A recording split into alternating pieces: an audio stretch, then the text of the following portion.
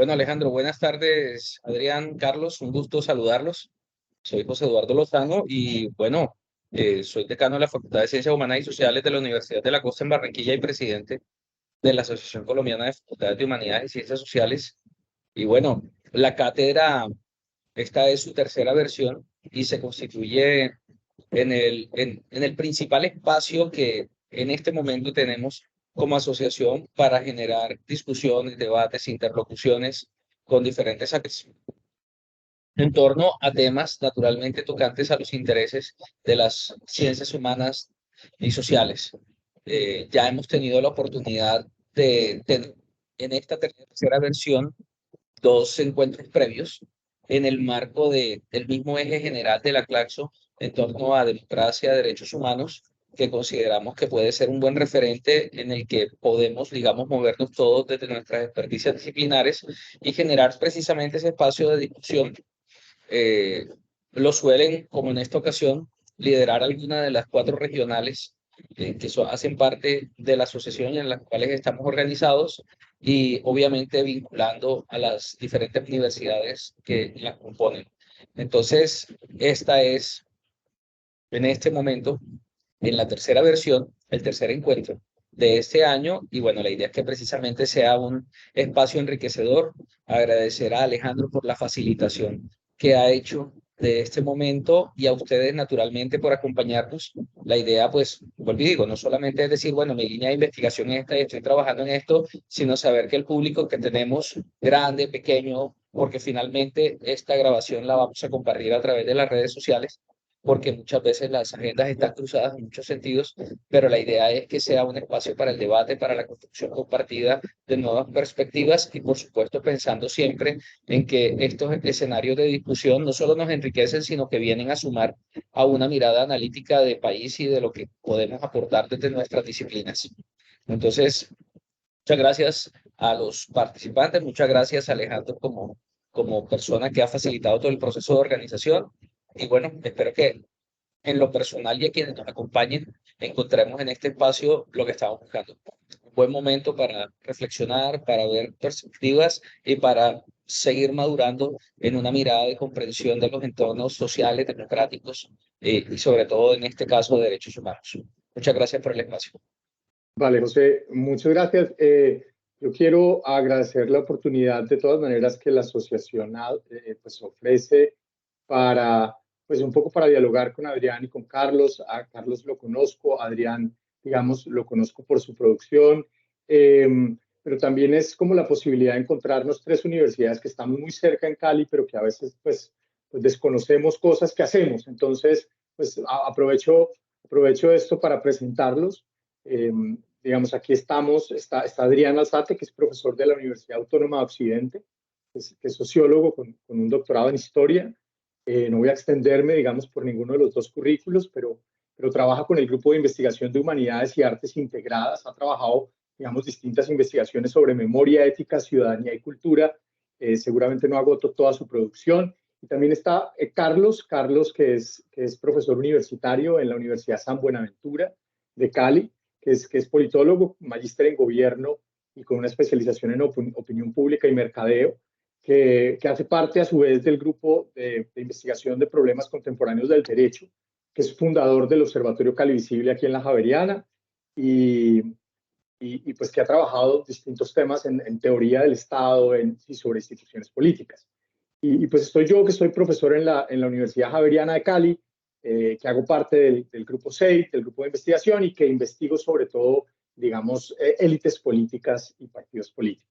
Entonces creo que además son tres miradas un poco en torno a este problema. Habíamos pensado que comenzara Carlos un poco con esa mirada, si quiera un poco yo, y cerrar a Adrián con la reflexión sobre cultura política que nos propone y que está en el título de su presentación. Entonces, sin más, Carlos, yo te invitaría a tomar la palabra y pues te escucharemos. La idea es propiciar un diálogo con las personas que están y entre nosotros, pues un poco que nos conozcamos también. Carlos. Dale, gracias, Alejandro. Voy a compartir aquí unas... ¿Dónde está? Acá.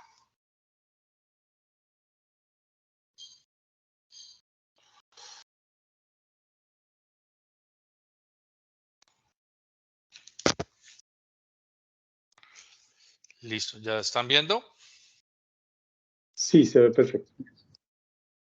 Bueno, vamos a poner aquí las... Espérate, yo no logro ver toda la pantalla. Bueno, no. Entonces, bueno, voy a comenzar. Esta presentación vamos a hablar de, digamos, como del Consejo Municipal y su lugar en lo que sería la estructura del Estado de Derecho eh, y la democracia. Antes quiero hacer como rápidamente algunas como aclaraciones conceptuales o, digamos, para esto que vamos a hablar o a contar, pues, cómo se están entendiendo algunas cosas. Vale arrancar por una, pues el Estado de Derecho pueden ser, digamos, muchas definiciones, muchas cosas. Y aquí en esencia nos llama la atención digamos, que en esencia el Estado de Derecho se pensó o surge esa figura del Estado liberal y se piensa como una figura que busca limitar el poder, ¿sí? O limitar el poder y contenerlo de diferentes formas. La democracia también podemos hacer una discusión larguísima, ¿no es cierto? Pero, digamos, vamos a pensarla como aquí un poco la definición que nos da DALDE, ese sistema político que responde a preferencias de los ciudadanos y que no establece diferencias entre ellos. Eh, digamos, en ambos casos, en ambas, asumiendo el Estado de Derecho y la democracia, desde estas dos perspectivas, desde estas dos definiciones, hay una cosa aquí importante y es que en ambos casos, un poder descontrolado, digamos, es un peligro. En ambos casos, de alguna manera hay que crear las instituciones, las reglas de juego, un conjunto de valores, etcétera, que ayuden a mantener ese poder de alguna manera eh, limitado para que realmente pueda responder a los ciudadanos o a la mayor parte y sin establecer esas diferencias ahí. Entonces, bueno, esto también otras decisiones que siempre vale la pena un poco que vamos a entender acá, poder o política. Entonces, si la política son las decisiones colectivas que son obligatorias para todos los miembros de una comunidad política y el poder está relacionado, el poder político entonces sería aquellas personas que de alguna manera logran influir en esa toma de decisiones colectivas.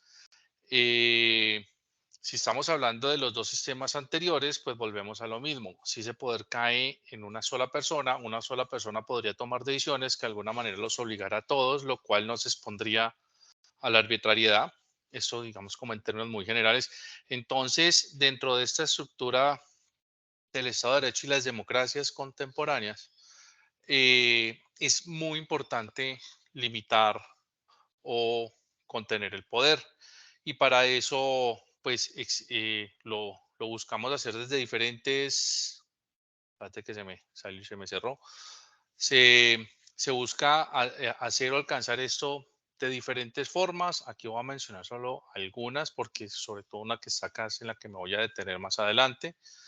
Y es que, pues una primera es a través de la elección, de las elecciones, donde escogemos quiénes van a conformar ese grupo de élites políticas o aquellas personas que van a tomar esas decisiones políticas, como lo que hemos definido anteriormente. Eh, sí, digamos, esta podría ser, y esta discusión la tuvieron los norteamericanos cuando estaban pensando cómo iban a configurar su estado.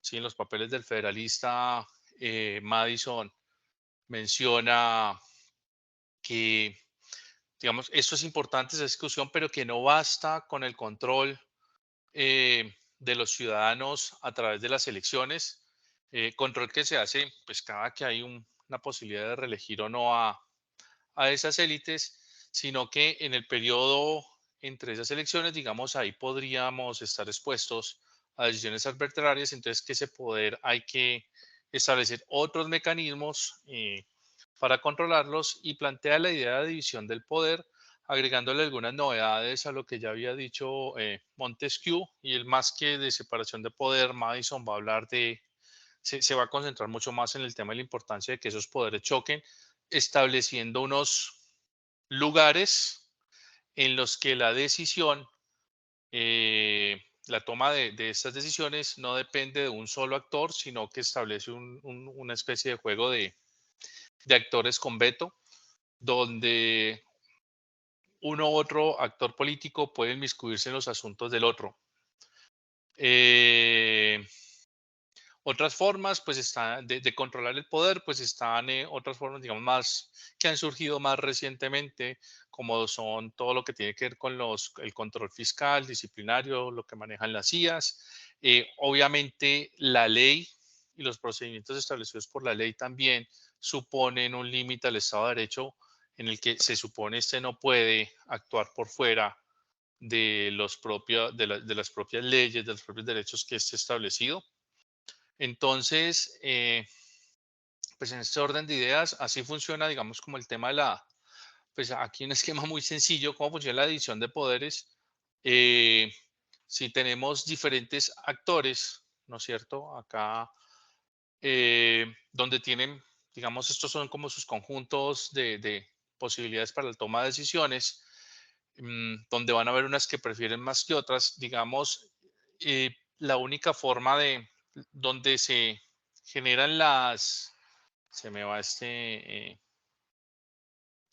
donde se generan estas intersecciones de los conjuntos, pues, es el lugar donde, digamos, donde se da el choque del poder y donde están las opciones que se pueden tomar de consenso. Si los conjuntos están demasiado separados y no hay un lugar donde se conecten, pues no van a haber decisiones posibles entre estos dos. Digamos, podría ser el caso de una democracia donde hay dos grupos, la sociedad está dividida en dos y están demasiado separados sus conjuntos de preferencias. Va a ser muy difícil establecer consensos para una toma de decisiones.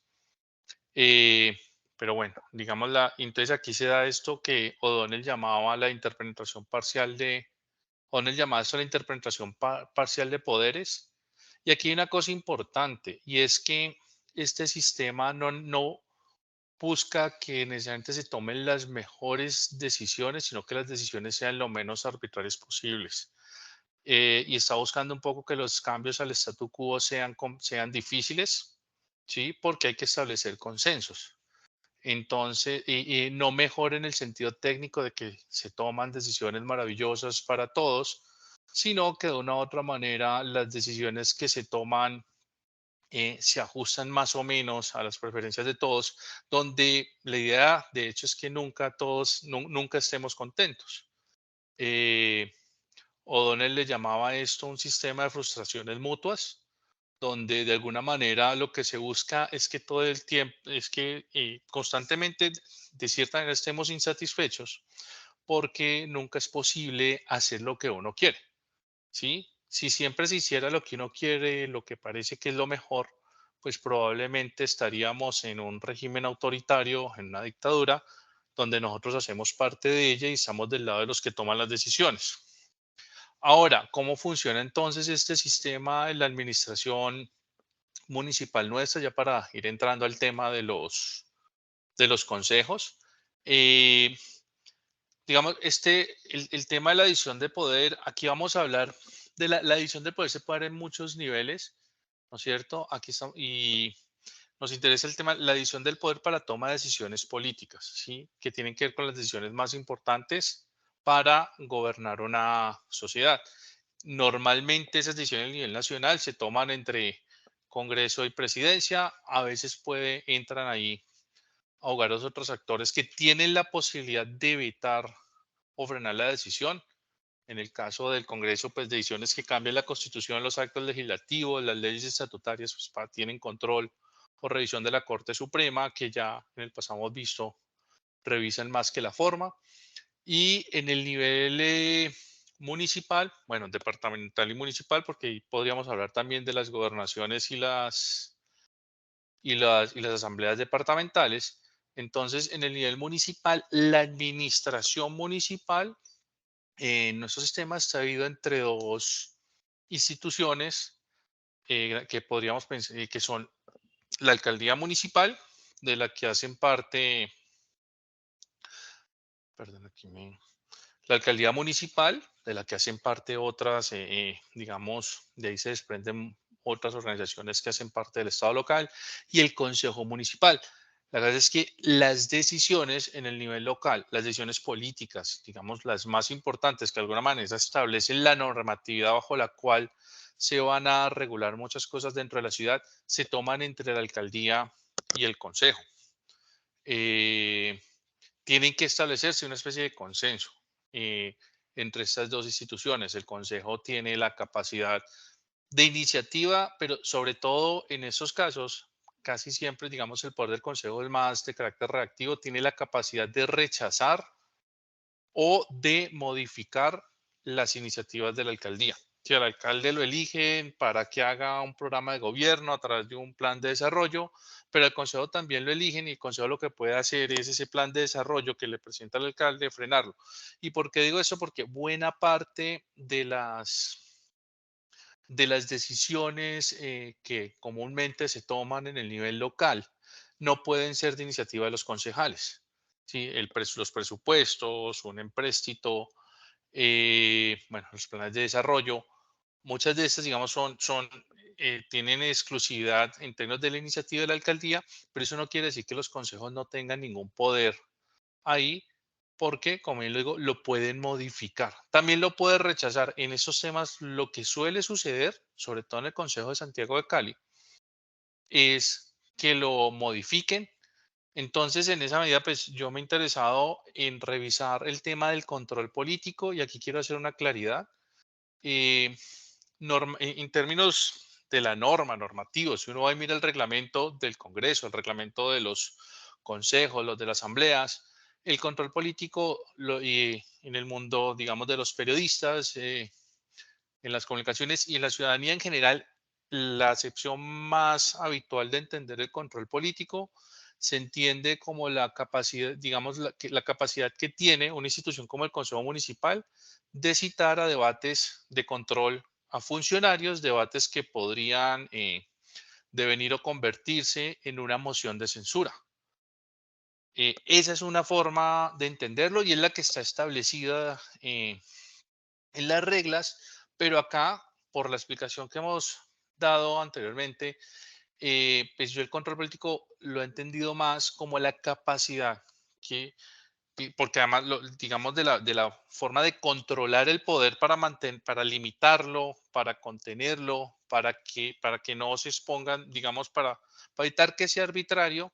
Sí, el consejo es la principal institución que podría evitar la arbitrariedad desde la alcaldía y lo puede hacer sobre todo es a través de un ejercicio de del ejercicio de modificar o rechazar las iniciativas que el alcalde tiene.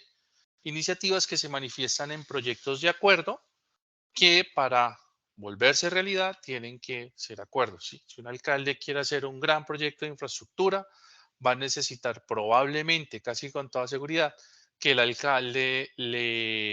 que el consejo le apruebe que se pueda endeudar un empréstito, que después se lo aprueben los rubros presupuestales en los presupuestos. Entonces ahí los concejales tienen la posibilidad de alguna manera de, de, de hacer un ejercicio de control de ese poder del alcalde. Eh, Nosotros hemos hecho pues ahora, bueno, yo he venido trabajando una revisión eh, eh, de los presupuestos. O sea, se aprueban eh, acuerdos de diferentes índoles, diferentes materias. eh, Sería difícil hacer esta revisión de todos. Lo que hemos hecho es que buscamos un proyecto de acuerdo que sea muy importante, que tenga una periodicidad más o menos frecuente. Los planes de desarrollo se revisan cada 4 años, o sea, se aprueban cada 4 años. Los POTs, pues cada 10, 12 o no sabemos, en algunos municipios a veces puede ser mucho más. Los presupuestos es periódico, sí o sí, la ciudad tiene presupuesto todos los años. Uno lo primero bueno, entonces lo primero que queremos probar, oiga, si hay, queríamos saber si el consejo hace control o no del alcalde, ¿sí? porque existe un poco la perspectiva por muchos autores, por la ciudadanía, de que el consejo es una especie de notaría del alcalde, donde el alcalde lleva ya proyectos de acuerdo y los concejales firman y ya, y pasa. Entonces, pues estábamos buscando, bueno, ¿cómo probamos que eso es o no es así? Entonces, a partir de esa revisión, digamos, el primer acercamiento fue probar que los proyectos sí cambiaban y lo hicimos a través lis- y lo hicimos a través de la revisión de esos proyectos de acuerdo. Cambian por muchos motivos, cambian los rubros presupuestales, correcciones de estilo ortográficas, correcciones políticas. Dentro de esos proyectos nos llamó la atención, hay un artículo que es supremamente importante y es los meses que pide un alcalde para modificar los proyectos de acuerdo. En esas facultades, normalmente lo que se pide es que le den cierta flexibilidad para el siguiente año, sin necesidad de volver al consejo, el alcalde pueda modificarlo. Y lo pide en meses y porcentajes, algo así como déjeme modificarlo hasta junio y hasta el 30%. Entonces, ahí lo que se observó es que en términos de los meses, hasta el año 2000, hasta el año 2013, el alcalde solía pedir mucho más de lo que le daban, ¿sí? La barrita azul es lo que el alcalde pide, la barrita roja lo que los concejales finalmente le aprobaban. Después del 2014, de alguna manera parece que se estabilizaron coaliciones, etcétera. Aquí en el 2013 vamos a ver que es cuando, digamos, es cuando un alcalde menos tiempo y menos porcentaje de modificación le han aprobado. A Rodrigo Guerrero en el 2013 le aprobaron que podía modificar el presupuesto hasta un 10% hasta el 3 de marzo. Eso en la administración pública lo que significa en la realidad es que el alcalde le dijeron el próximo año cualquier modificación del propuesto tiene que traerle acá al consejo y nosotros aprobársela. Pero parece que eso después se estabilizó y después del 2015 parece que 6 meses es como un número adecuado sobre el que los alcaldes no volvieron a pedir más y los concejales, si miramos en toda esta línea del tiempo, digamos 6 meses también es como la más frecuente, incluso antes de que ahí ya no habían modificaciones, pero sí podemos ver que se modifica alrededor del tema del porcentaje que le dan al alcalde. Entonces, pues una primera aproximación lo que nos ha permitido ver es, oye, los consejos sí hacen control, sí de alguna manera evitan que el alcalde pueda hacer modificaciones. Nosotros hemos tratado ahorita estamos avanzando, tratar de revisar si, bueno, qué motivaciones podrían haber detrás de estas modificaciones. Lo estamos haciendo con entrevistas a diferentes actores políticos. Eh, Todavía, digamos, apenas empezamos a hacer estas entrevistas llevamos, eso lo acabamos de comenzar, entonces todavía ni siquiera las estamos sistematizadas, ya empezamos a sacar alguna información sobre la que vamos, eh, en la que hasta hemos encontrado que en buena medida, digamos, hay un grupo de concejales que las motivaciones suelen ser clientelares, acá las entendemos como lo modificamos para favorecer buscando favorecer o crecer o mantener, estabilizar, pagar favores del grupo político, pero también aparecen otras motivaciones que podríamos llamar más de carácter técnico, ideológico, pero también hay una diferencia, digamos, depende como de los perfiles del concejal. Esos concejales, entonces, los concejales que aspiran a crecer en sus carreras políticas, por ejemplo, aspirar después a una alcaldía, subir a un senado, una gobernación, suelen por lo menos manifestar en las entrevistas. Lo que hemos encontrado es que manifiestan en sus entrevistas, digamos, sin desconocer que el tema clientelar, sí, todo, digamos, la necesidad de que hacen eso para proyectarse, que la gente lo conozca, un poco coordinarse con las preferencias de la gente en términos de, oye, cuando vamos a decir algo, o a defender una idea o a frenar una iniciativa del alcalde, pues un poco alinearse con los votantes, la opinión pública y así de alguna manera como que están respondiendo a lo que decíamos al principio, que es la democracia, las preferencias de las personas.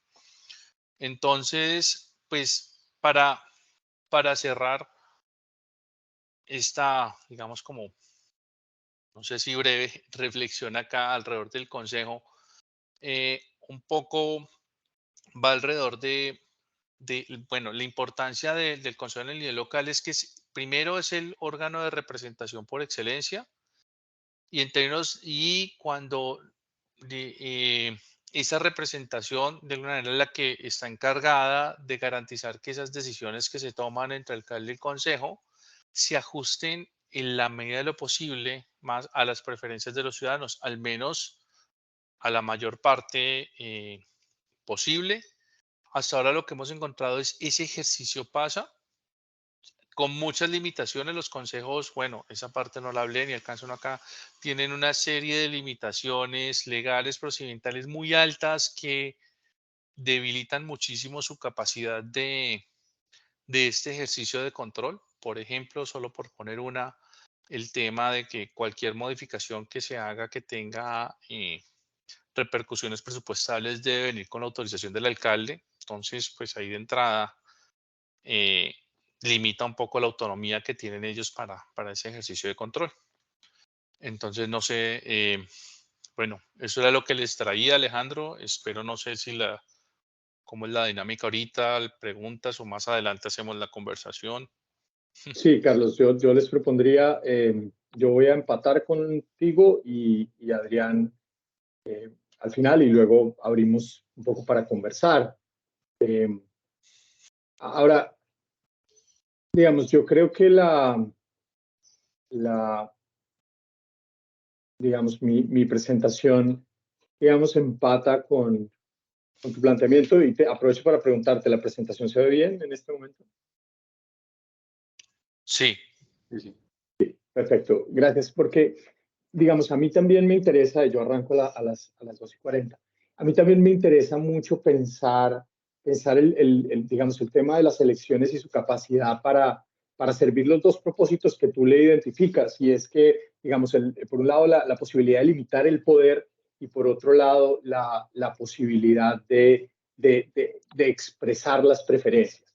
Y lo que yo tendría dos ideas que discutir hoy. Una que tiene que ver con la relación entre la violencia y las elecciones en la historia reciente de Colombia, cómo se conjugan, digamos, las balas y los votos, cómo en medio de una violencia que por momentos se vuelve exterminadora, de todas maneras el ritual electoral es una cosa a la que nunca dejamos de asistir, pareciera. Esa relación entre democracia y violencia, digamos que teóricamente hay como dos grandes caminos para pensarla. Por un lado, aquellas explicaciones que dicen, mire, entre más democracia, usted tiene más riesgo de violencia, más riesgo de conflicto. La democratización produce violencia. Y aquella que plantea que la democracia es la solución, es la respuesta a los entornos violentos. Ahora, esta es una serie de tiempo que construimos utilizando datos del programa Noche y Niebla de CINEP, del observatorio, que construimos hace un tiempito y que trataba de rastrear la violencia electoral específicamente en el país desde la década de los 80 hasta poco después del proceso de paz. Y nos llamaban la atención varias cosas de esta gráfica, porque parecía sugerirse que los dos aumentos que están en los dos extremos de la gráfica, esos dos incrementos que aparecen a mediados de los 80 y a finales de la década pasada, están curiosamente relacionados con dos procesos de paz. O sea, dos procesos de paz y dos picos violentos. Pero también los picos del centro, es decir, eso que Gonzalo Sánchez llamó la década de la crisis humanitaria, esa década de los 90 en la que realmente pues se presentaron los picos violentos por la ofensiva primero de las FARC, su intento por tomarse el poder y la ofensiva, digamos, paramilitar de la segunda mitad y comienzos de la nueva década, del nuevo siglo, pues son también dos picos violentos que ocurren en el marco de un proceso de democratización muy intenso, como que corrían paralelos los dos procesos, la democratización que comenzó en los 80 con la descentralización y luego con la Constitución del 91 y al mismo tiempo pues, la década de la tragedia humanitaria. Eso nos llamaba la atención, sobre todo porque si mirábamos las cifras, 1988 es el año que en la década de los 80 representa el pico de más violencia, de mayor violencia electoral, y es justo el año en el que se está realizando pues, la primera elección de alcaldes en el país. Pareciera encontrar asidero esa idea de que la democratización promueve finalmente los conflictos. Pero insisto que a nosotros también nos preocupa o nos interesa pensar por qué el ritual electoral pareciera una constante, algo que no pareciera verse amenazado por esa violencia. Por supuesto que cuando empezábamos a comparar departamentos, y aquí la mirada se centra en 7 departamentos, encontrábamos que realmente los picos estaban más bien asociados a dinámicas muy territorialmente situadas. Y ahí entonces empezábamos a pensar en cómo las dinámicas territoriales son las que nos ayudan a entender esa relación entre violencia y democracia, y cómo en determinados momentos la violencia responde efectivamente a procesos de democratización situados en territorios específicos, o cómo responden, por el contrario, digamos, a otros procesos. Por ejemplo, aquí había diferencias que para nosotros son muy importantes, como la violencia en el Valle del Cauca, esa línea verde, esa violencia electoral antecede la elección de alcaldes, lo que no pasa en otros departamentos, particularmente en el Huila y en Antioquia. Tenemos 2 departamentos. La violencia en Antioquia casi que puede referirse al occidente antioqueño, al Urabá antioqueño, una zona donde la UP en ese momento está conquistando poder local. Y lo mismo, una situación similar pasa en el Huila. Y a medida que empezábamos a tratar de explicar, de pensar estas diferencias, pues lo que descubríamos era que las tramas locales y regionales pues eran fundamentales para poder entender cómo esto se traducía en dinámicas concretas de conflicto en los territorios. Cuando veíamos, por ejemplo, los gráficos de dos regiones del país, 2 regiones diferentes, pues ya encontrábamos la necesidad de introducir lecturas más locales. Por ejemplo, para mencionar lo que ocurre en estos 2 gráficos. Y ustedes, si vemos el departamento del Valle, que tiene ese pico de los 80, el pico de los 80 que se ve casi en todos los departamentos que analizamos, digamos en estos 7 por ahora, que se ven todos estos picos.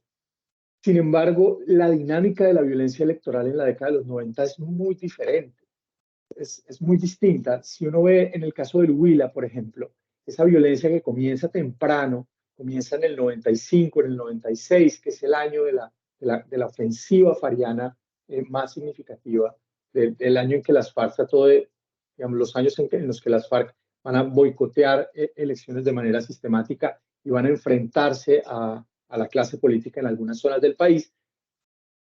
Digamos, el conflicto, esa violencia electoral en el Huila cobra sentido, pero eso no lo podemos trasplantar al Valle porque el Valle no tiene, digamos, esa violencia. De hecho, en los 1995 y 96, 97 son los años de menor, digamos, violencia electoral registrada en toda la serie para el departamento del Valle. Y el final del siglo, 99, el 2000, la llegada del bloque Calima es, por el contrario, el momento en el que la violencia electoral se va a materializar con mayor intensidad. Ahora, esto por supuesto podía verse también para el conjunto de los demás departamentos. Y ahí las dinámicas, pues para nosotros es muy interesante ver y tratar de dar sentido a algunas de esas diferencias. Entender, por ejemplo, cómo la apertura democrática en el nivel nacional, las aperturas democráticas o los cierres democráticos generan, digamos, oportunidades y constreñimientos distintos para las élites políticas en los territorios y que entender un poco esta relación entre violencia y democracia en los territorios, pues suponía entender un poco esas dinámicas que ocurrían allí. Por ejemplo, pues para nosotros lo más diciente era el caso del Putumayo, donde pues en realidad la violencia electoral nunca ha disminuido. La violencia electoral se ha mantenido más bien alta desde mediados de la década de los 90, cuando se presentaron en el Putumayo los paros cocaleros. Pues ahí no ha habido, pues al menos utilizando los datos que nosotros usamos, una diferencia clara. Y, por ejemplo, para el caso del Putumayo, en general, es como esta ubicuidad de la violencia y al mismo tiempo del ritual electoral. ¿Cómo podían coexistir de manera que pues otros autores han mencionado? Es un poco paradójica. Y creemos, digamos, que esa coexistencia, que para poder leerla y para poder darle sentido en estos 7 departamentos, necesitábamos entender cuáles eran las dinámicas políticas. Y ahí viene la segunda idea, esta primera de poder ver estas diferencias en la violencia electoral, digamos, en esa violencia directamente relacionada con la democracia. Y una segunda que tiene más que ver con cómo podemos darle sentido a esto, o las dificultades que hay para darle sentido a los contextos políticos en los territorios. O sea, lo difícil que es leer políticamente el Putumayo, el Caquetá, el Huila, Antioquia o cualquier departamento del país. Y para nosotros el ejemplo perfecto es el Valle del Cauca y lo difícil que resulta leer la política en el Valle del Cauca. Leer,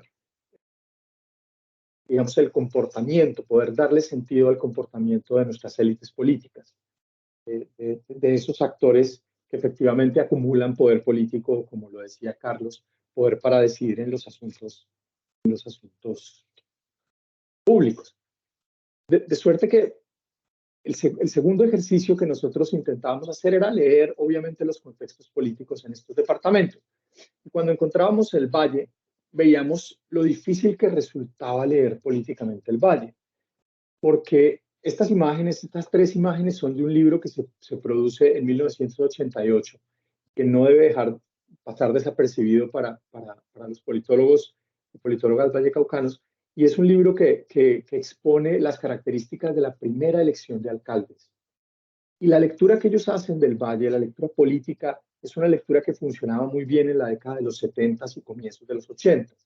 El Valle se dividía políticamente según el predominio de alguno de los 2 partidos tradicionales en los distintos municipios, ¿no? Entre más oscuro era un mayor predominio, y si ustedes ven, había una cierta constante en la distribución espacial de las preferencias ciudadanas por uno u otro partido en el Valle del Cauca. Había unas coordenadas más o menos estables a partir de las que se podía entender y se le podía dar sentido a la competencia. El problema es que 10 años después, ya entrada, digamos, la década de los 90, esta legibilidad de la política se ve puesta en tensión. Empieza a ser cada vez más costosa y más difícil. Esta es una nota de prensa tipo de un político, de un periodista, sobre las elecciones en un municipio del Valle del Cauca, el municipio de Buga, en el que él, digamos, al hacer la lectura estratégica de qué fue lo que pasó, al tratar de explicarle a un ciudadano qué fue lo que pasó en las elecciones, que es lo que tratarán de explicarnos en una semana, pues encuentra que para el municipio de Buga ya hay demasiados grupos. Es decir, en el listado que él produce ya hay 13 grupos distintos que compiten por el poder político en Buga, que compiten por el poder político en el Consejo de Buga, ¿no? Para seguir hablando un poco de aquello que Carlos planteaba. Esto ya era sumamente costoso. Cualquier ciudadano bugueño tendría que reconocer al menos 13 grupos distintos en competencia por el poder político en la ciudad. Ahora, 10 años después, el panorama es aún más desolador. Porque si ustedes ven en esta diapositiva que muestro, cuando un periodista trata de explicar qué fue lo que pasó en las elecciones de Cali, ya se encuentra, o ya nos encontramos simplemente con un montón de nombres y unas banderitas, unos membretes que cada vez tienen menos capacidad para decirnos cualquier cosa. especialmente por la facilidad con la que cualquiera de estos nombres puede moverse de membrete a membrete. Para seguir hablando de Buga, el caso más emblemático que yo conozco es el del exalcalde de Buga, del Polo Democrático Alternativo, que después fue de Cambio Radical, después del partido de la U y después pasó a ser del Centro Democrático. Y en este momento no sé para dónde va. No es una situación poco común. De hecho, cuando analizamos cuáles son los grupos que compiten por el poder en el Valle del Cauca, el 60% ha cambiado de membrete en las últimas 4 elecciones. Ahora, ¿cuál es el costo de una política que se vuelve ilegible para los ciudadanos? ¿Cuál es el costo de una política que se vuelve, digamos, a la que es tan difícil dar sentido cuando uno trata de actuar en ella? Por ejemplo, cuando uno trata de promover la rendición de cuentas, ¿a quién se la cobra? O cuando uno trata de identificar diferencias en los programas de distintas organizaciones políticas. El problema es sumamente complejo porque esta ilegibilidad se ve propiciada también por el hecho de que hoy tenemos 36 partidos, aquí no están todos, pero tenemos 36 organizaciones políticas, 36 banderitas, por un accidente, un par de decisiones del Consejo Nacional Electoral, pero que afectan sin duda la legibilidad del sistema. Y yo me bajo al Valle del Cauca, yo encuentro que hay más o menos 35 organizaciones políticas que compiten por llegar al Congreso. Ya este mapa que les estoy mostrando es viejo, es del 2019.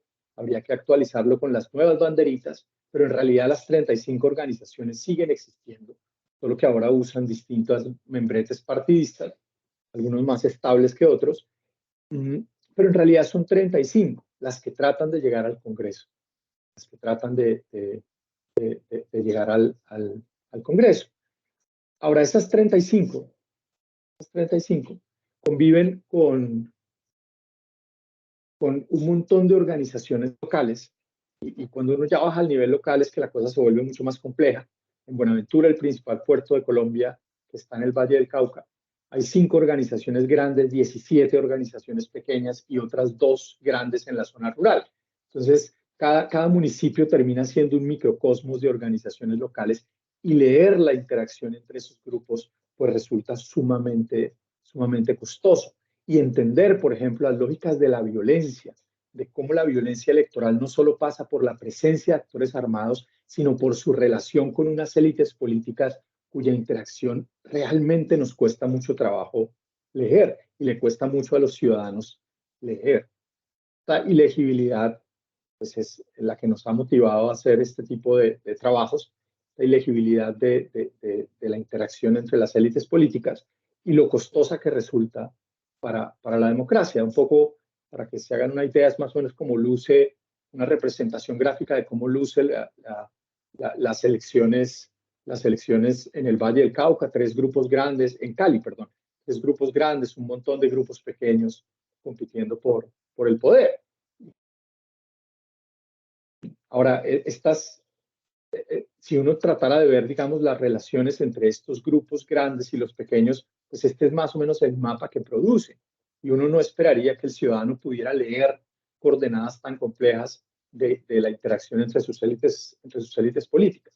De suerte que, pues, esas pues, son un poco las 2 ideas sobre las que yo quiero conversar aquí hoy. Más que conclusiones es un poco plantear lo que hemos encontrado en la relación entre democracia y violencia y lo que hemos encontrado en términos de la ilegibilidad del sistema de partidos colombiano, de las elecciones, la incapacidad que tenemos como ciudadanos periodistas para darle sentido o las enormes dificultades que tenemos para darle sentido a unas elecciones, para entender quién está compitiendo con quién en las elecciones como las que vamos a tener este domingo. Eso es básicamente lo que yo quería compartir y pues les agradezco mucho la oportunidad. Dejo ya de compartir y le doy la palabra a Adrián, que yo sé que tiene más respuesta. Muchas gracias, Alejandro. Muchas gracias, colegas y demás personas que nos acompañan hoy.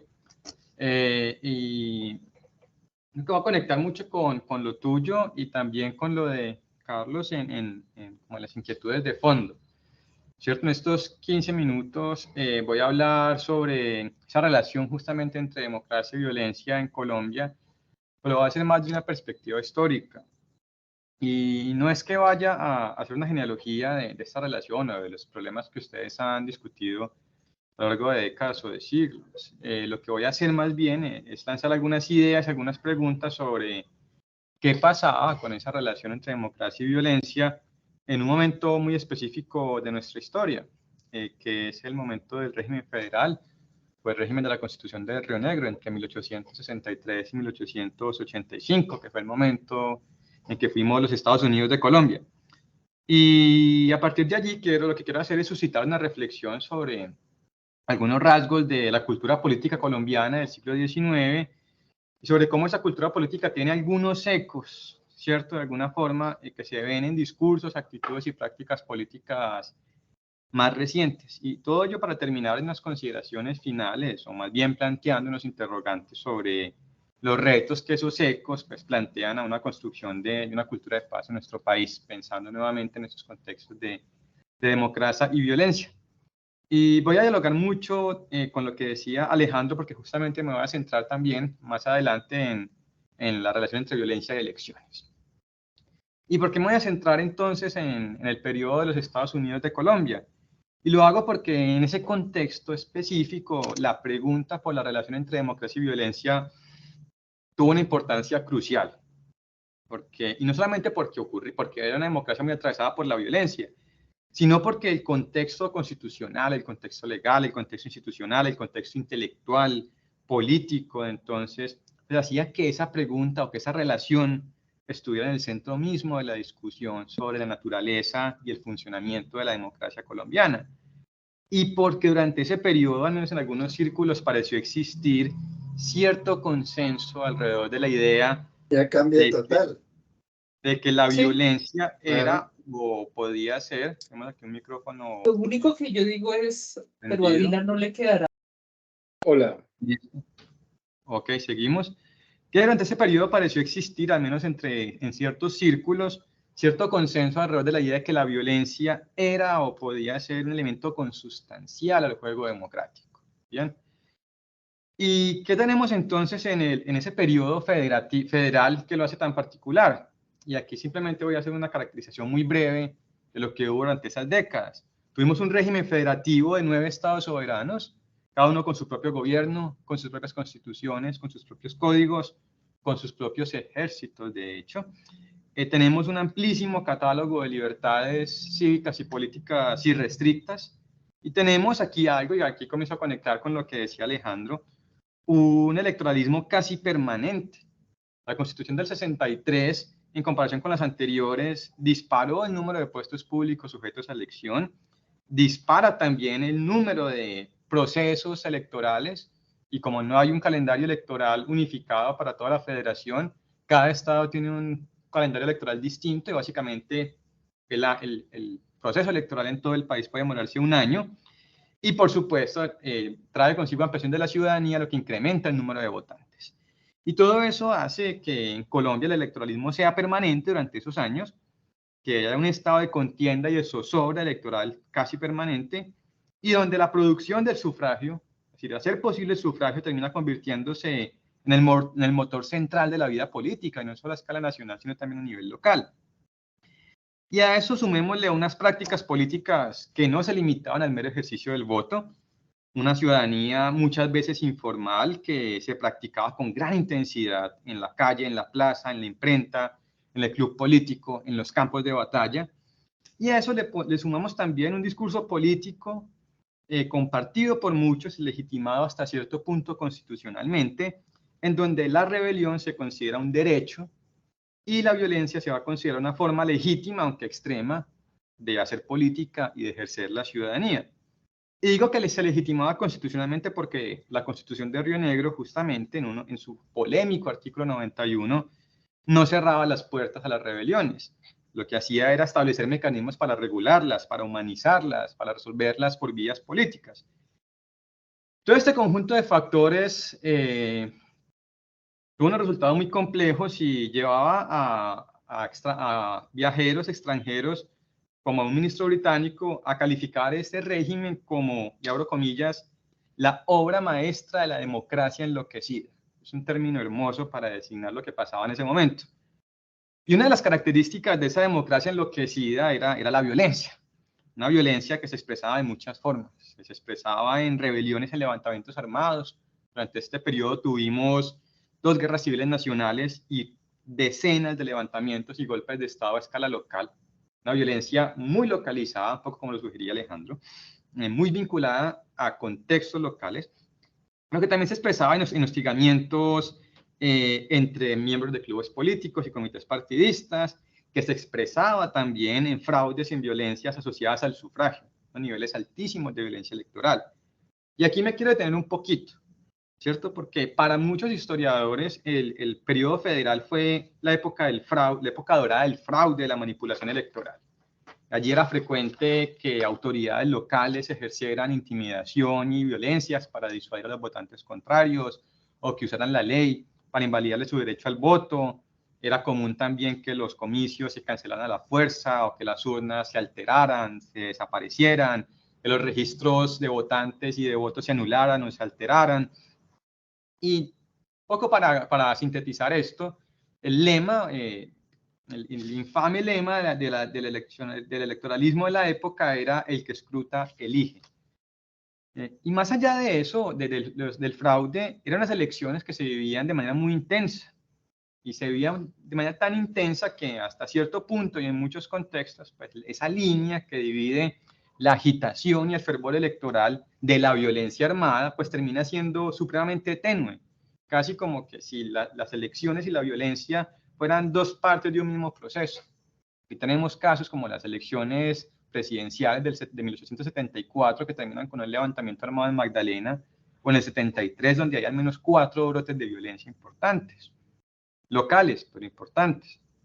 No era extraño entonces que las confrontaciones armadas, incluso golpes de Estado a pequeña escala, se convirtieran en mera extensión, en mera continuación de las contiendas o de las campañas electorales. Y el mismo ritual del voto siempre dejaba lugar, siempre tenía lugar allí a la fuerza, a la intimidación, a la prisión armada sobre el contrario. Era básicamente una parte integral de ese proceso electoral. Y era sobre todo, aquí lo conecto nuevamente con lo que sugería Alejandro, se da esa violencia en contexto de elecciones locales y provinciales, porque allí no solamente tenemos la típica competencia partidista, allí también hay rivalidades de todo tipo entre jefes políticos, e incluso rivalidades entre localidades, y eso lo muestra muy bien Eduardo Posada Carbó en sus trabajos sobre las elecciones en el siglo XIX.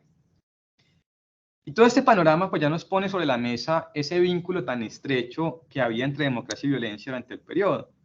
Pero yo sugiero que aquí vamos con cuidado y no caigamos en la tentación de concluir apresuradamente que la democracia decimonónica era una democracia viciada o una democracia meramente formal o de papel que en la práctica quedaba invalidada. Y no, la democracia, aun con sus violencias, existía, y no solamente existía en las formas o en las instituciones, sino que existía en los espíritus, en las prácticas, en las actitudes, y no solamente de las élites, de los sectores populares, y aquí los artesanos nos dan un muy buen ejemplo. En ellos había una idea de democracia muy fuerte, muy pensada en clave de soberanía popular, en clave de expresión de la voz del pueblo, en clave de manifestación y prevalencia de la soberanía, de la voluntad popular, y que era una voz que no podía ser pasiva, que tenía que manifestarse así fuera por medios violentos. Y eso no contradecía para ellos la democracia, sino que más bien terminaba reforzándola. Yo aquí traía algunos casos muy puntuales que ejemplifican cómo algunos actores percibían esos vínculos entre democracia y violencia. Y el primer ejemplo, el primer frente de ejemplos tiene que ver con esa idea tan ampliamente difundida en ese momento de que la rebelión era una práctica política legitimada o legítima en algunas circunstancias. Para una fracción importante de los liberales en el poder, la rebelión era un derecho. Y hay que mencionar acá que el liberalismo había llegado al poder en 1863 gracias justamente a una revolución triunfante. Y ellos básicamente decían que si el partido había llegado al poder haciendo uso del derecho de rebelión, no tenía mucho sentido negárselo a los demás. Bien, y ese tipo de consideraciones se tradujo, entre otras cosas, en ese artículo 91 de la Constitución, que termina diciendo, mire, las rebeliones son inevitables, Así que en lugar de proscribirlas, pues reglamentémoslas. Y se tradujo también en la tendencia de las administraciones liberales a tratar al opositor en armas, o al menos a los combatientes regulares, como beligerantes en guerra civil, y a tratarlos de acuerdo con el derecho de gentes y a no aplicarles el código penal, y a celebrar tratados con ellos, que eso ejemplifica o ilustra la actitud del gobierno frente a los rebeldes conservadores en la guerra del 76. Y hay otro, un muy buen ejemplo de estos argumentos sobre el derecho de rebelión aparecen en los debates sobre la ley de orden público en 1880. Aquí encontramos posturas que dicen, por ejemplo, que contra los abusos de los gobiernos no hay otro remedio que las revoluciones. Y aquí pienso un poco en lo que decía Carlos Andrés sobre la necesidad de la democracia de limitar o de contener el poder. Bien, usar la revolución para contener los abusos de poder. Que las revoluciones podían ser justas y que prohibirlas significaba cerrar las puertas del poder a los partidos de oposición, los movimientos populares, que de alguna forma significaba cerrarle las puertas a la democracia, o que el pueblo tenía derecho a hacer revoluciones y que ese derecho era el más precioso y el más santo que tenían los pueblos cuando les asistía la justicia para levantarse contra sus gobernantes. Y hay muchos más argumentos por la misma línea en ese marco. Pero esto, por supuesto, no era una idea generalizada. Y de hecho era objeto de críticas, hasta los mismos liberales, que no se ponían de acuerdo si la rebelión era un derecho o un crimen. Bien, pero el punto es que esa idea de la rebelión como algo legítimo, como una extensión más de la democracia, pues iba a permanecer como una idea fuerza en el imaginario político de gran parte del siglo XIX. Y lo vamos a ver más adelante en la Guerra de los Mil Días, incluso durante buena parte del siglo XX. Veamos ahora el otro frente que yo quería mirar, que es el de la violencia asociada a elecciones, que también lo que uno ve al respecto era cierta naturalización de los vínculos, o que había unos vínculos entre violencia y democracia. Y la violencia del fraude electoral eran siempre, por supuesto, mal vistos, ¿bien? Y se celebraba cada vez que había una elección en paz, no eran muchas, pero se celebraban y se ponían como ejemplo. Siempre se utilizaba la violencia electoral para deslegitimar las victorias electorales del otro. ¿Cierto? La violencia electoral es algo malo que hace el otro, ¿bien? Pero por fuera de esas críticas había voces que veían en la agitación, en el fervor y en la eventual violencia electoral síntomas de una democracia viva, de una democracia vibrante.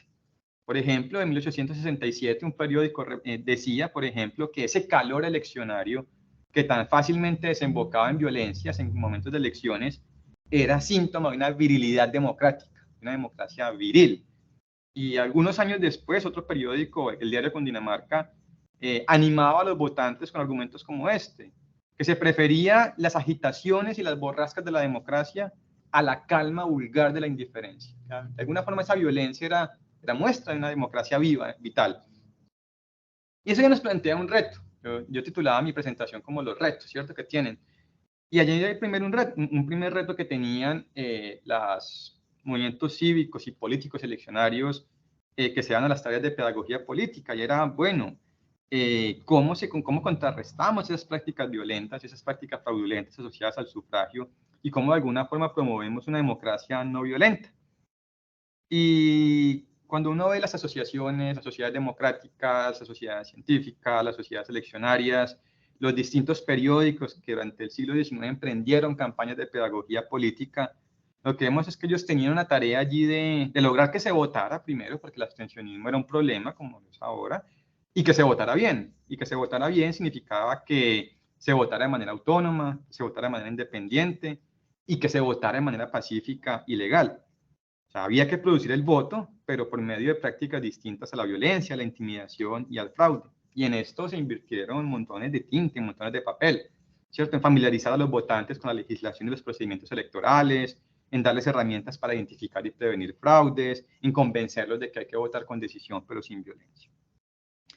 Pero el punto es que independientemente de que si se estuviera a favor o en contra de esos vínculos entre violencia y democracia, el hecho es que todos reconocían que había un vínculo muy estrecho entre uno y otro, y que era una democracia que se desplegaba a través de la violencia. En muchos casos donde la violencia parecía ser un atributo más de ese juego democrático, ¿bien? Y que a través de la violencia se producía el sufragio, que a través de la violencia se participaba, que a través de la violencia o que la violencia funcionaba como una manifestación misma del ejercicio democrático. Y que de hecho la pregunta por democracia y violencia venían preguntas centrales para la política colombiana, ¿cierto? No solamente la naturaleza y el significado de la democracia, ni la calidad misma de la democracia, también eran los límites, es decir, pues esa pregunta era una pregunta también sobre los límites y los derechos de las libertades políticas, o sobre la naturaleza de los sujetos políticos y los atributos de la ciudadanía política, o sobre las mismas relaciones entre el Estado y los opositores. Y no me interesa aquí decir que esa cultura política decimonónica haya sobrevivido sin ningún cambio durante el siglo XX, para nada. Los contextos son supremamente distintos. Pero lo que sí es cierto es que en el siglo XX vemos algunos ecos, ¿cierto? Algo que recuerda de algunas formas algunos de esos atributos o esas formas decimonónicas de pensar, de sentir y de practicar la política, las elecciones. Violencias electorales las vemos en la década, durante el periodo de la violencia, a mediados del siglo XX, ¿cierto? Ya Carlos nos muestra también cómo momentos de intensificación del proceso electoral, pues también la violencia allí termina punteando. También vemos un eco de esas ideas de la rebelión como derecho y la rebelión como práctica política legítima. Lo vemos al principio del conflicto armado, vemos esos argumentos de nuevo en todos esos procesos de paz que tenemos desde los 80 hasta acá. Y ahí hay un reto, y con esto quiero cerrar. Hay algo frente a esa relación entre democracia y violencia, entre la rebelión como práctica política. ¿Hay alguna forma de acercarse a ese problema que ha cambiado, yo creo, en el marco del proceso de paz de La Habana y a raíz del proceso de paz de La Habana? Y me refiero a ese cierto consenso sobre la necesidad de transformar o de superar, de dejar atrás esa vieja idea de que la violencia y las armas son una forma legítima y justificada de hacer política. Eso es básicamente a donde apunta el punto 2 del acuerdo, ¿cierto? Y eso nos plantea un reto muy distinto al reto que al reto que tuvo la pedagogía política en el siglo XIX. Ya no solamente es una pedagogía que muestra otras formas de hacer democracia, sino una pedagogía que debe apuntar a un desescalamiento, a un desarme de nuestras prácticas, nuestros discursos y nuestras actitudes políticas. Y allí yo quería cerrar con esto, pues a los que trabajamos en formación ciudadana nos cae un reto enorme, porque no solamente nos toca formar ciudadanos activos y participativos, que es la figura del ciudadano decimonónico, sino que tenemos que formar ciudadanos para un ejercicio de la democracia en paz, en convivencia, para una formación, para una ciudadanía plural, inclusiva, basada en el reconocimiento, en el cuidado. Y que ahora la tarea nuestra es formar ciudadanos activos y comprometidos, no para una democracia cuya calidad resida en su virilidad o en el calor de sus contiendas o en sus agitaciones y borrascas, sino más bien para una democracia cuya calidad estribe mejor en su carácter plural, dialógico e incluyente. Yo dejaría por allí entonces. Muchas gracias, Alejandro, muchas gracias, Carlos. Bueno, muchas gracias, Adrián. Yo quisiera invitarles a que se tomen la palabra. Yo obviamente tengo preguntas que me gustaría hacerle a Carlos, que me gustaría hacerle a Adrián, pero no sé, pues conversemos un poco sobre estos temas. Yo les pido eso sí que levanten la mano para yo poder saber a quién dar la palabra en este espacio.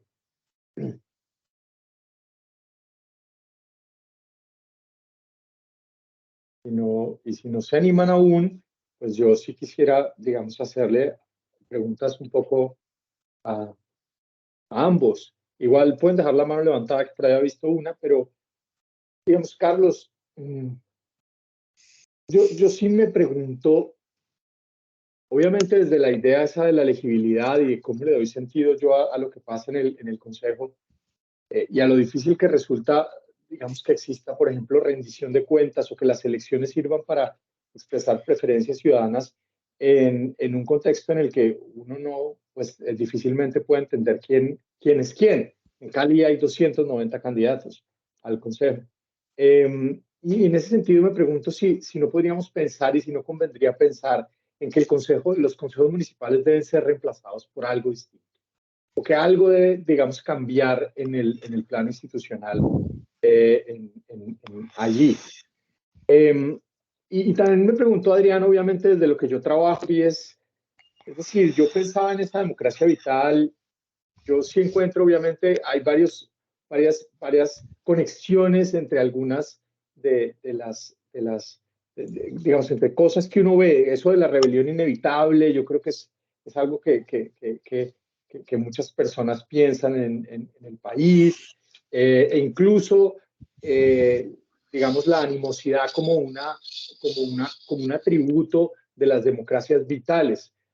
Pero siento que la actitud ciudadana en la actualidad es más del hartazgo del que no puede hallar sentido. Entonces, y de verdad que obviamente estoy obsesionado con ese problema, pero es decir, si no podemos, si no entendemos un carajo qué está en juego, quiénes son los contendientes, pues es difícil pensar en un ciudadano activo o pensar en qué significa ser un ciudadano activo en un mundo en el que yo no encuentro sentido. Esas dos, pero yo le daría la palabra a Melissa para recoger varias y luego contestar. Melissa, bienvenida y gracias. Ok, si querés la escribes en el chat. Digamos que es la pregunta por las nuevas tecnologías. Okay. Es la pregunta por las nuevas tecnologías, la participación democrática en ese contexto y de paso se la hacemos a Carlos, Melissa. Ya no pensando tanto en la participación y en el ciudadano activo del que habla, sino sino pensando en el control político que preocupa a Carlos.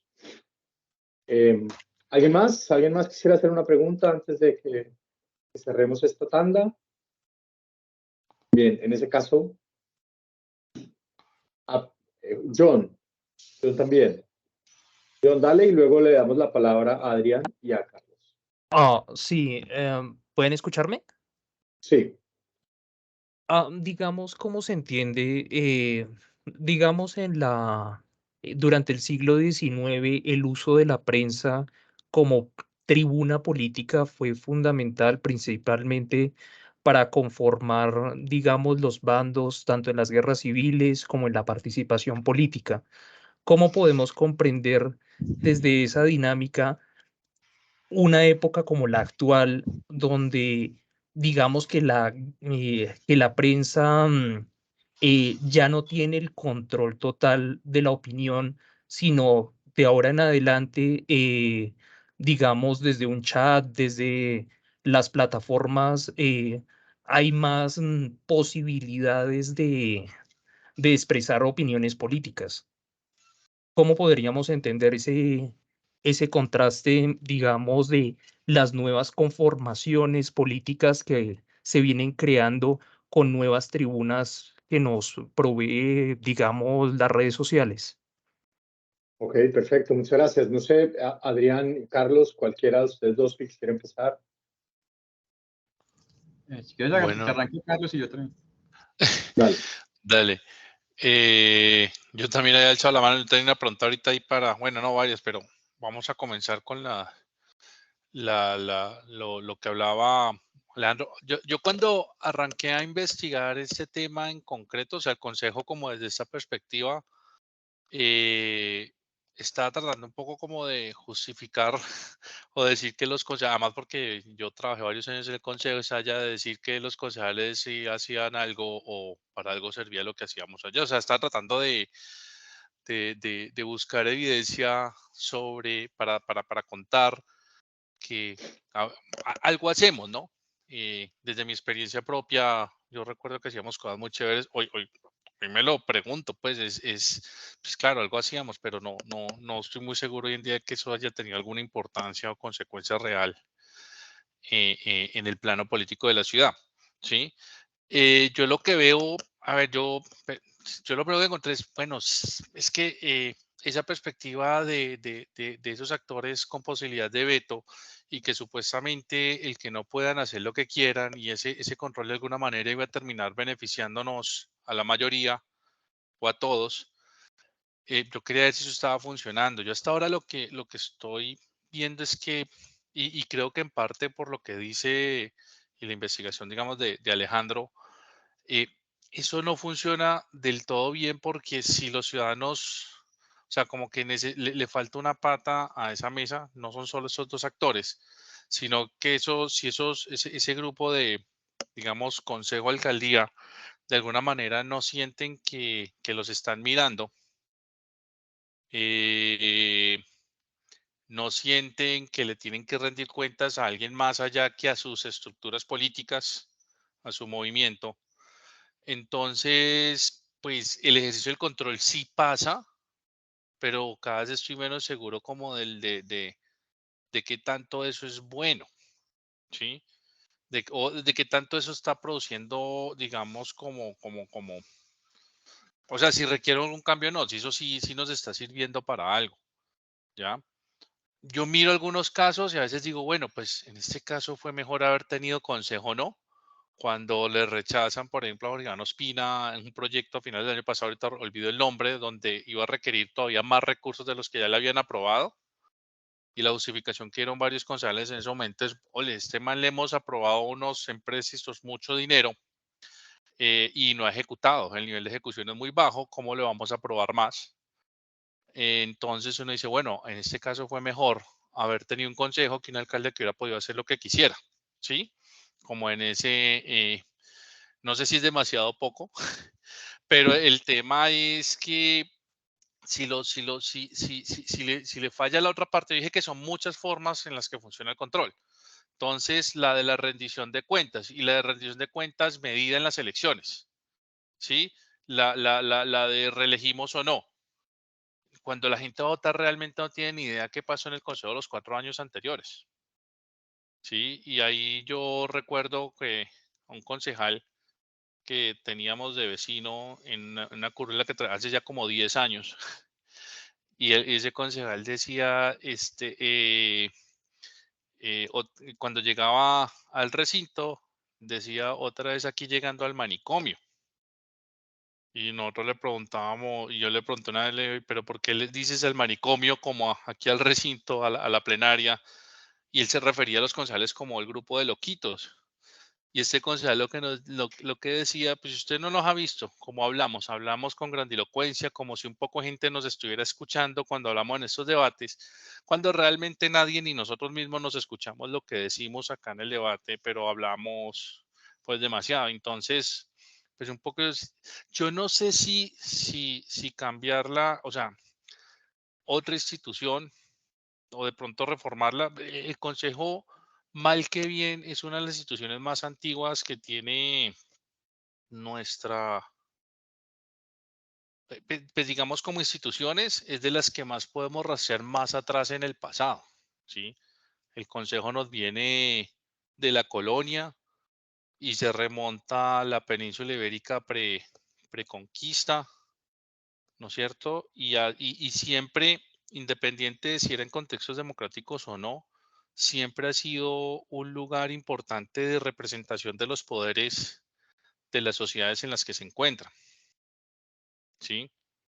Yo creo que es lo que pasa hoy. Yo no sé qué tanto el Consejo realmente está representando hoy en día a esa ciudad. Entonces, si de pronto sea un tema de una reforma que no sé cómo volverle el poder, porque es que ya dentro del contexto de lo que muestra Alejandro, uno dice, Juan madre, pues es que es muy complicado. Ni yo que estaba en ese mundo a veces entendía muy bien cuando hacíamos política quién estaba con quién y quién se juntaba con quién y por qué pasaban muchas cosas. Esa araña de conexiones que muestras al final lo hace bastante complicado, ¿no? Entonces, bueno, no sé si ahí contesté la pregunta, me estaba igual como olvidando varias. Y lo de las redes, tal vez sería lo que quizás que ¿Cómo preguntaba conectarlo de, Melissa, sí. espérate,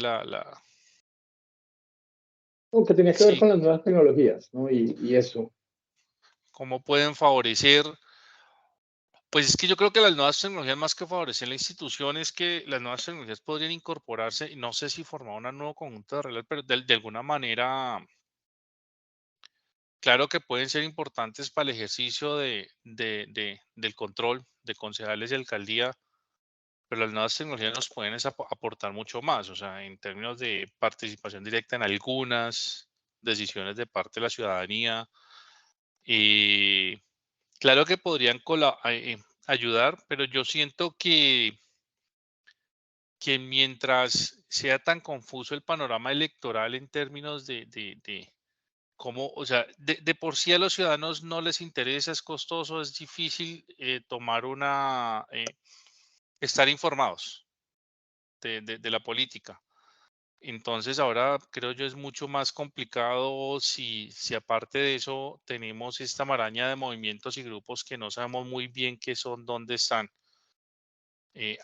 Como dice Landro, hace 30 años hace 30, 40, 50 años era mucho más fácil, porque en esencia los partidos sí servían para abaratar esos costos de adquirir la información. Básicamente bastaba con estar afiliado a un partido, pero bueno, yo no sabría muy bien ahí cómo más pueden, digamos, aportarnos. Yo sí quisiera agregarle una pregunta a Adrián. Ahorita yo estaba pensando, cuando él hablaba todo esto de eso de violencia y democracia, y también con los temas de Alejandro, y es como en Colombia, o sea, porque la democracia también supone algo importante y es también un sistema de reemplazo de élites políticas de manera pacífica, ¿no? Digamos, es también un invento que nos permite que las transiciones de poder no se hagan mediados, no evita el conflicto, pero sí no se hace, el conflicto no va mediado por la violencia. Entonces, cuando hacemos la elección y gana otro partido, el que pierde acepta, no declara la guerra y el siguiente vuelve, ¿sí? Y un poco como a eso que hemos tenido acá de democracia, pues, o las elecciones en nuestro país, que además es una condición, puede que no sean todo lo que significa la democracia, pero sí necesaria de la democracia. Nuestras elecciones sí han estado todo lo contrario. Alejandro nos está mostrando que aumentan, en algunos casos pueden aumentar la violencia, y Adrián nos mostraba pues que en el siglo XIX un poco los resultados electorales estaban mediados a la violencia política, ¿sí? Las elecciones se ganaban en el campo de batallas, y yo no sé qué tan cierto sea, pero probablemente decía que el que escrutaba ganaba. Entonces yo lo que quiero, yo no sé si, pero el que escrutaba probablemente había ganado una batalla, una guerra previamente, seguro, ¿sí? O violentamente se había de alguna manera adquirido la posibilidad de ser el escrutador. Pero bueno, no sé. Adrián, complemento una pregunta que aparece ahorita sobre cómo la prensa funcionaba en el siglo XIX como tribuna política para consolidar proyectos y que ahora en la actualidad esa tribuna se habría ampliado gracias a las nuevas tecnologías. Es una reflexión que John comparte en el chat para, ampliar esa discusión. Adrián, te escuchamos y bueno, ya leemos tu pregunta, Juan Camilo. Bueno, varias cosas. Intentaré responder a todo lo que he visto acá. Comienzo con las tuyas, Alejandro, sobre la sensación de hartazgo, ¿cierto? Y el reto de construir ciudadanos activos. Y ese reto, conservando las proporciones, también lo podíamos ver en el siglo XIX. No quizá visto en términos de hartazgos, pero sí había unas preocupaciones muy puntuales en la prensa, en algunos círculos político-eleccionarios, por la apatía electoral. Y así como había unas coyunturas electorales que arrastraban muchos votantes y que movían muchas emociones, había unas que no tanto, sobre todo algunos casos las elecciones presidenciales no tenían, dependiendo de los distritos y de lo que había allí en juego también, porque en realidad en las elecciones el juego político nacional se mezclaba en algunos contextos con competencias y con rivalidades más locales y más provinciales, pero había unos casos en los que las elecciones pasaban muy de largo. Y ahí estaba el asunto también de cómo promovemos el voto. Pero también en algunos actores, yo no diría un hartazgo propiamente, pero sí una mirada muy crítica frente a lo que se logra, a lo que se puede lograr políticamente. Pienso, por ejemplo, en esa desazón que se sentían los artesanos bogotanos a principios y a mediados de la década de 1860, donde dicen, mire, ni liberales ni conservadores, independientemente del que apoyemos, no nos atienden las agendas, no nos prestan atención, nos invalidan, que eso incluso los hace como a tratar de pensar varias veces formar un partido propio. Pero, y allí la pregunta es cómo generar un voto, ¿cierto? Frente a unas elecciones que a veces despiertan mucha emoción, a veces no tanta, y donde, en un juego electoral donde no todos se sienten representados, y hay unas fuerzas que exigen representación. Y allí entra la pregunta de cómo generar un voto, ¿cierto? Parece muy, muy, muy importante. Y hay para los periódicos, para las organizaciones políticas, para los clubes políticos, una necesidad fuerte de movilizar e incentivar el voto.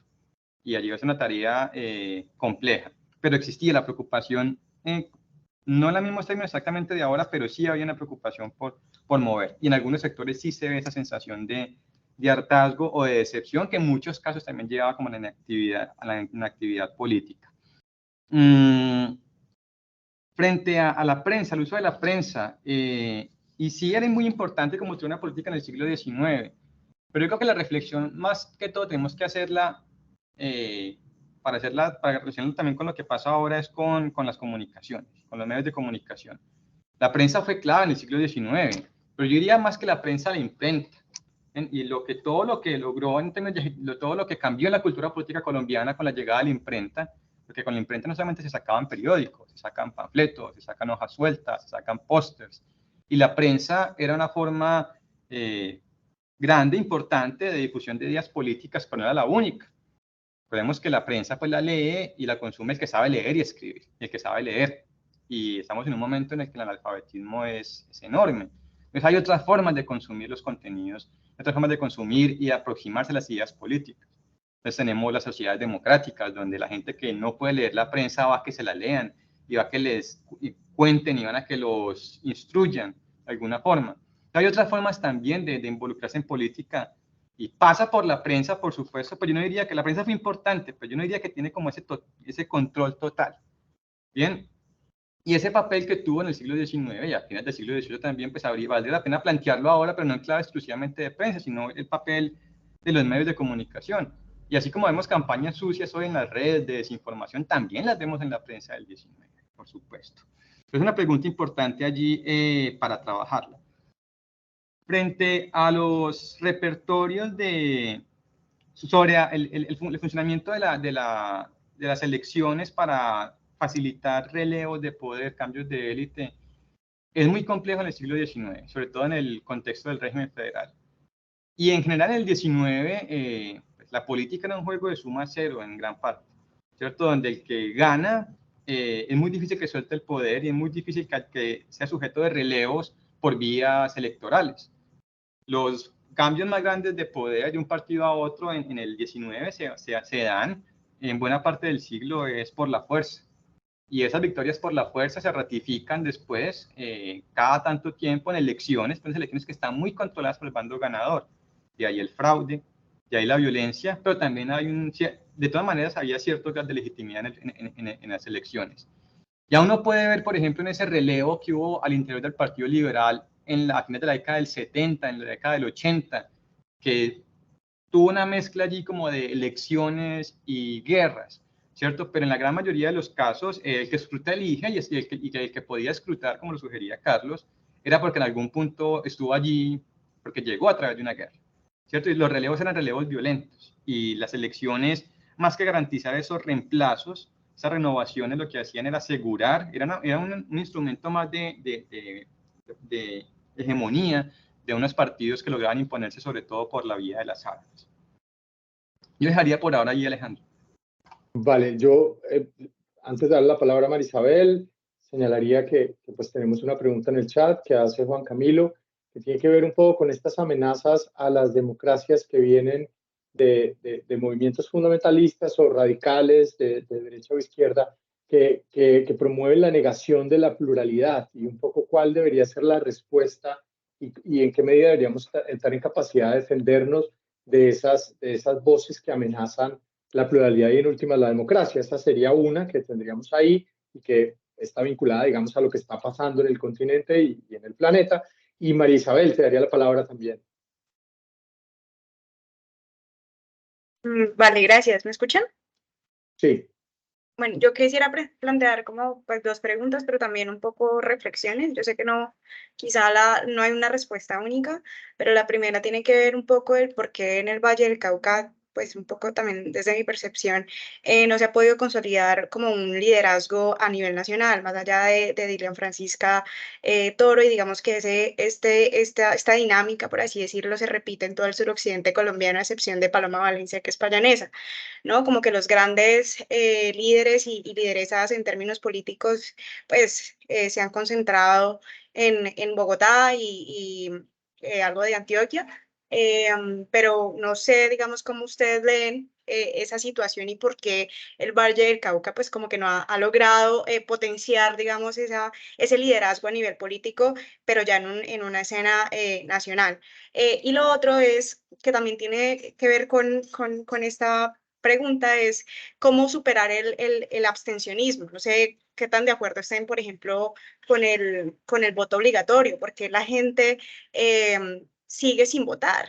Es porque seguimos sin creerle a las élites políticas, a las candidaturas que se presentan, y pues hablo también como ciudadana, ¿no? Finalmente voto porque creo que es un ejercicio que tenemos de responsabilidad ciudadana, pero realmente el sentir de la gente es como, pues, ¿para qué voto si no hay una representatividad verdadera de lo que quisiera ver materializado a nivel político respecto a mis necesidades, intereses y demás? Entonces, esas son mis 2 preguntas.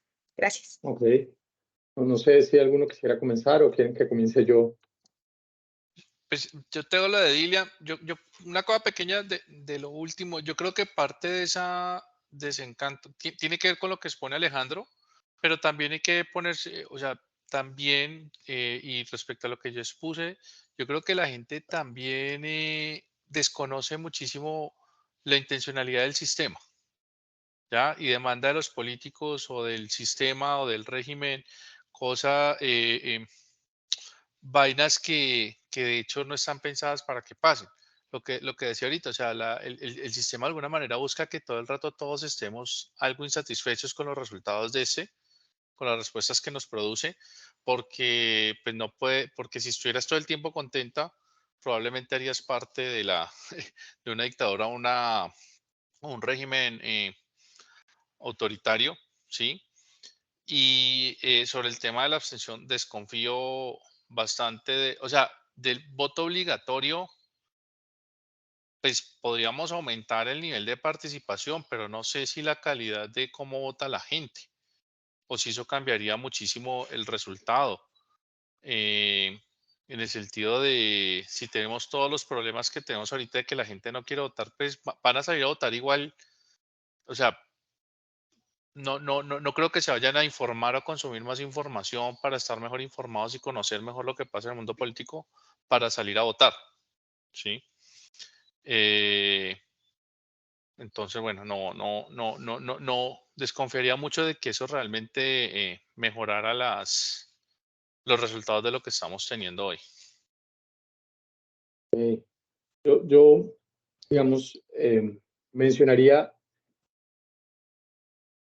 digamos, básicamente reconocería que hay 3 tipos de vínculos entre políticos y electores.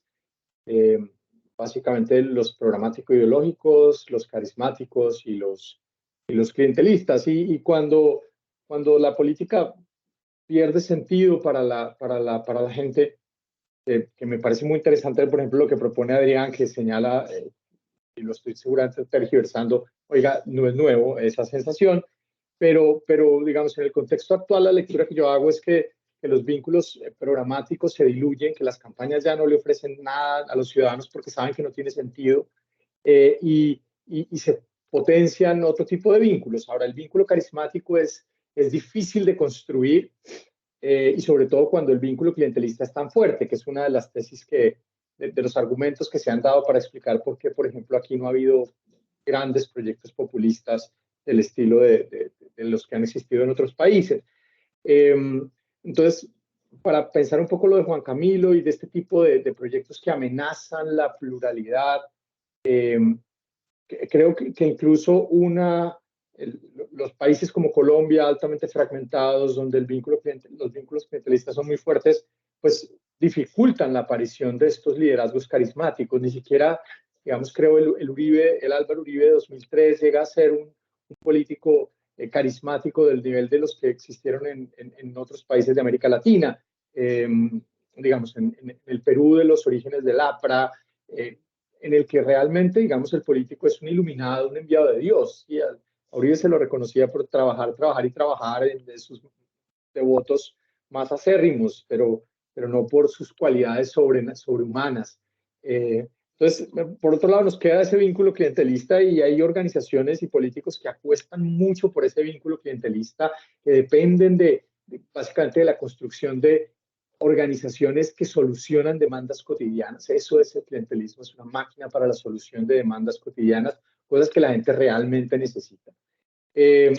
Y a los que se les dificulta, por lo tanto, ir más allá. Yo creo que en el caso del Valle del Cauca, buena parte de sus élites políticas han construido máquinas. Nueva generación, la máquina de Dilian es muy potente, es muy innovadora para el Valle del Cauca, pero le cuesta construir un vínculo que no esté mediado por la solución de necesidades cotidianas de sus votantes. Entonces, llegar, digamos, al nivel nacional, trascender esa relación, le cuesta mucho trabajo. Pero habría que mirar a otros que han hecho inversiones de otro tipo, por ejemplo, a Roy, que sería, pues, dadas las proporciones, en el caso del Valle del Cauca, nuestro político nacional. Y mientras a Disney le ha costado tanto trabajo, pese a querer ser ministra de Salud, Roy sí es un político nacional, no es un político vallecaucano, pero un político nacional. Y creo que tiene que ver con las inversiones que él hace, a lo que le apuesta, con lo que juega, por ese lado. Y yo no creo que se redujera mucho el abstencionismo con el voto obligatorio. Que tampoco creo que tengamos una abstención demasiado alta comparada con los países de la región. Es decir, hacer democracias es difícil, lo era en el siglo XIX, del que hablaba Adrián, y lo es hoy. Y movilizar a los votantes me resulta, pues siempre es un reto. Digamos, que vote del 50 al 60% de la población, me parece que debemos darnos por bien servidos. Pero pues es solo una opinión, como conversando, ¿no? No sé, Adrián, ¿qué quisieras aportar a esa conversación? O cualquier otra persona, pero Adrián, primero. No, pero sí, es un reto que siempre, no es nada nuevo allí, ¿cierto? Y hay que, incluso en el siglo XIX, y los partidos, bueno, en el momento las estructuras partidistas, porque partidos así como los encontramos ahora no funcionaban, pues el reto sí era garantizar un voto, pero cierto tipo de voto, ¿sí? Porque elecciones había y votantes había, pero pues, el entusiasmo frente a los comicios era variable. Y también había que preguntarse allí, que es una muy buena pregunta, un poco pensando en las tipologías que tú has definido, ¿qué tipo de voto era ese? Y una buena parte de las iniciativas de pedagogía leccionaria, sobre todo aquella que venía de sectores artesanales, por ejemplo, llamaba no solamente a un voto activo y a un voto pacífico, sino también a un voto libre de ataduras clientelistas y a un voto libre de fidelidades partidistas ciegas. Y uno de los grandes retos que tuvo, por ejemplo, la Sociedad Unión de Artesanos en el 67 y 68 fue ese. ¿Cómo crear un movimiento eleccionario artesano que estuviera libre de sujeciones históricas que habían tenido con los partidos liberal y conservador? Que eran fidelidades militares, que tenían vínculos de clientela, y cómo tratar de formar realmente un electorado independiente y autónomo. ¿Bien? Y fue muy difícil, tan difícil que la sociedad fracasó y se desbarató justamente porque su movimiento político, que siempre quiso ser independiente, nunca pudo evitar las infiltraciones de esas otras viejas lógicas. Entonces era un reto grande de cómo generar otras dinámicas y otro tipo de voto, justamente, otro perfil de votante distinto al del clientelismo y al del caudillismo, y en el siglo XIX tenemos casos fuertes de caudillismo, sobre todo aquí, en lo que era antes el Cauca. Era un reto importante y que se intentó acometer, se intentó transformar, pero con muy poca suerte.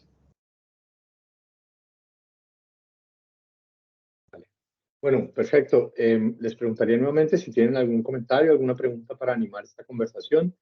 Y si no, pues darle, digamos, las gracias a la asociación por invitarnos al espacio. Veo que hay una nueva. Dar las gracias a Adrián, dar las gracias a Carlos, e igual pues tener en cuenta la pregunta, si quieren cerramos con esa pregunta, y es sobre la democracia colombiana. Digamos, el proyecto federal puede revivir, Adrián. Yo, Usted lo ha estudiado tanto. no falta el antioqueño que diga enérgicamente que sí, ¿no? Pero pues mira, el experimento federal, es decir, el reclamo de autonomía regional en Colombia ha sido fuerte casi que desde la independencia, incluso desde antes, ¿cierto? Siempre ha habido una resistencia histórica de las provincias a dejarse gobernar por Bogotá, por muchas razones. ¿Qué pasó con el experimento federal de la década del 60 al 80 en Colombia? Y era que constitucionalmente era hermoso, y el papel era hermoso, pero realmente la forma como se manejó dio lugar a muchas confrontaciones. Bien, y eso da una cantidad de hipótesis distintas de por qué fracasó. Bien, desde el diseño institucional mismo hasta los tipos de ciudadanía a los que podíamos aspirar como colombianos, o por la misma dinámica, la misma cultura política, ¿cierto?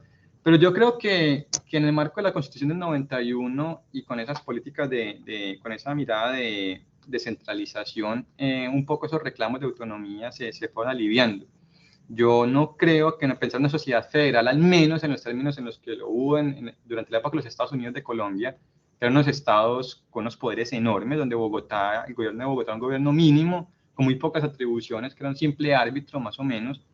Creo que una experiencia así similar no estaría como en el horizonte. Yo creo que de todas maneras esos grados de descentralización y autonomía regional que tienen los departamentos ahora, en virtud de la Constitución 91, como que desde mi punto de vista, más como historiador que como politólogo, ahí sabía que escuchar a mis colegas politólogos, yo creo que no tendría como una demasiada acogida, como si pudo haberlo tenido reclamos federalistas en siglos pasados, en momentos pasados. Pero no sé, Alejandro y Carlos, esos son los politólogos. Yo miro hacia atrás. No. Yo solo diría pues que fue una disputa que nos costó muchos muertos, mucha sangre, muchas guerras, y que un poco superamos después de la guerra de los 1000 días. Y estoy de acuerdo con que con la Constitución del 91 se resuelve en parte, no faltan muchas cosas por desarrollar esos reclamos de más autonomía de las regiones, y bueno, pues no se volverá a esa discusión, de pronto pueda revivir cosas que ya hemos superado en el pasado. Vale, bueno, pues muchas gracias. Estamos justo terminando a 30 segundos de las 2 horas que habíamos previsto. Muchas gracias a todos. Adrián, Carlos, un gusto, ¿verdad? Y estamos hablando. Vale, chao. Muchas gracias. Gracias a todos, que estén muy bien. Muchas gracias, hasta luego.